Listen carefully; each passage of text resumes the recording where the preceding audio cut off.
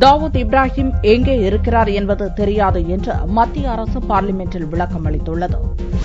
257 பேரை பலிவாங்கிய 1993ஆம் ஆண்டில் மும்பை தொடர் குண்டுவெடிப்பின் மூளையாக செயல்பட்ட தாவூத் இப்ராஹிம் இந்திய போலீசிடம் சிக்காமல் வெளிநாட்டுக்கு தப்பிச் சென்றான். இந்நிலையில் டெல்லி முன்னாள் போலீஸ் கமிஷனர் நீரஜ்குமார் கூறுகையில் 1994ஆம் ஆண்டில் தாவூத் இப்ராஹிம் சரணடைய விரும்பினான் என்றும், ஆனால் சிபிஐ அதற்கு ஒப்புக்கொள்ளவில்லை என்றும் கூறினார். இது தொடர்பாக லோக்சபாவில் பாரதிய ஜனதா எம்பி நித்யானந்த் ராய் செவ்வாயன்று கேள்வி எழுப்பினார். மத்திய உள்துறை இணையமைச்சர் ஹரிபாய் சௌத்ரி அளித்த விளக்கத்தில் நிழல் உலக தாதா தாவூத் இப்ராஹிம் எங்கே இருக்கிறான் என்பது கண்டுபிடிக்கப்படவில்லை என்றார். அவர் கண்டுபிடிக்கப்பட்டதும் இந்தியா கொண்டு வருவதற்கான நடைமுறைகள் மேற்கொள்ளப்படும் என்றும் ஹரிபாய் சௌத்ரி கூறினார். இக்கருத்து மத்திய அரசின் முந்தைய கருத்துக்கு முற்றிலும் முரண்பட்டதாக அமைந்துள்ளது. தாவூத் இப்ராஹிம் பாகிஸ்தானில் இருப்பதாக மத்திய அரசு கடந்த ஆண்டு இறுதியில் தெரிவித்தது. மும்பை குண்டுவெடிப்பு வழக்கில் அவனுக்கு எதிராக ஆதாரங்கள் இருப்பதால் தாவூத்தை இந்தியாவிடம் ஒப்படைக்க வேண்டும் எனவும் பாகிஸ்தானை மத்திய அரசு அப்போது வலியுறுத்தியிருந்தது. தாவூத் இப்ராஹிம் இப்போதும் இந்தியாவால் தேடப்படும் குற்றவாளியாக இருக்கிறான் என்பது குறிப்பிடத்தக்கது.